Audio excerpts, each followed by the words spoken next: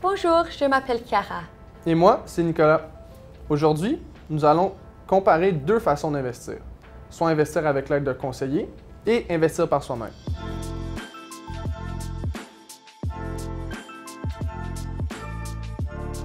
As-tu déjà songé à investir, mais tu ne savais pas par où commencer?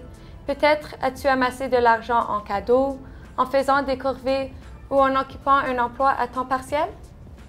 Tu as peut-être envie d'investir, mais te demandes si tu devrais le faire par toi-même ou avec l'aide d'un conseiller en placement.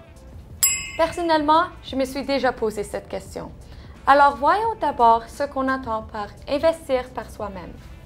Investir par soi-même ou investir de façon autonome, c'est ce que font les investisseurs qui choisissent eux-mêmes les investissements à ajouter à leur portefeuille. Ils s'occupent aussi de gérer leur portefeuille. Comme nous l'avons expliqué dans un épisode précédent, un portefeuille est un regroupement d'investissements comme des actions, des fonds communs de placement ou même des liquidités. Le portefeuille de chaque personne est unique. Pourquoi?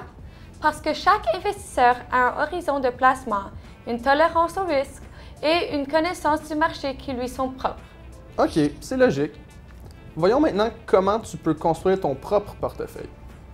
Habituellement, les investisseurs autonomes font affaire avec des courtiers exécutants, qui sont essentiellement des plateformes en ligne où tu peux te créer un compte pour acheter et vendre des actions, des obligations, des fonds négociés en bourse ou FNB, par exemple. Tu peux aussi te servir d'outils de sélection de titres et suivre l'actualité financière pour t'aider à prendre tes décisions éclairées. Quels sont les avantages et les inconvénients quand on investit par soi-même? Regardons d'abord les avantages. Premièrement, cette approche te permet d'avoir un meilleur contrôle sur les investissements dans ton portefeuille. Deuxièmement, elle pourrait te permettre d'économiser comme tu n'as pas à payer les frais de gestion professionnels de portefeuille.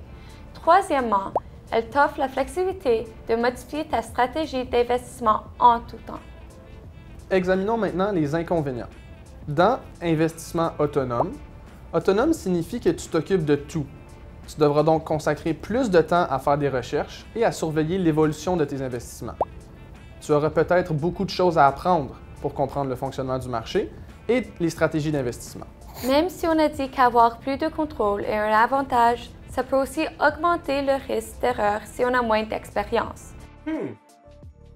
Les investisseurs individuels, aussi appelés petits investisseurs, sont confrontés à des biais psychologiques et émotionnels qui peuvent rendre l'investissement plus difficile. C'est pourquoi, selon le type d'investisseur que tu es, tu pourrais avoir besoin d'un conseiller en placement. Un conseiller peut te donner des conseils personnalisés qui sont adaptés à tes objectifs financiers et à ta tolérance au risque. Les conseillers en placement offrent une panoplie de services et leur expertise peut t'aider à prendre des décisions financières complexes. Ils peuvent t'apprendre les bases de l'investissement et t'aider à prendre des décisions éclairées.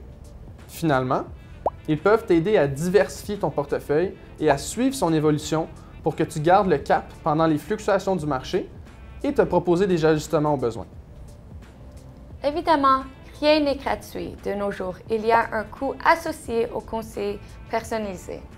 C'est un des aspects dont tu dois tenir compte, car faire appel à un conseiller pourrait te coûter plus cher qu'investir de façon autonome. De plus, quand tu fais affaire avec un conseiller, tu ne t'occupes pas de prendre les décisions pour ton portefeuille, ce qui veut dire que tu as moins de contrôle sur tes investissements. Finalement, tu devras trouver un conseiller qualifié en qui tu as confiance et avec qui tu te sens à l'aise. Il est important de savoir d'abord quel type d'investisseur tu es et quelle approche te convient pour prendre les meilleures décisions possibles pour ton argent. Choisir d'investir de façon autonome ou avec l'aide d'un conseiller dépend de tes préférences personnelles, de tes connaissances et de tes objectifs financiers. Si les finances t'intéressent, que tu as le temps de faire des recherches et que tu veux avoir un contrôle total sur ton portefeuille, l'investissement autonome pourrait te convenir.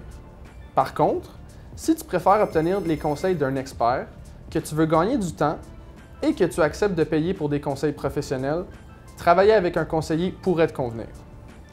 Que tu choisisses d'investir par toi-même ou avec l'aide d'un conseiller, l'important est de commencer à t'informer tôt.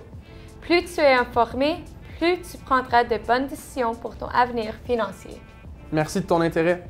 Nous t'invitons à visionner les autres vidéos de la série pour en apprendre davantage.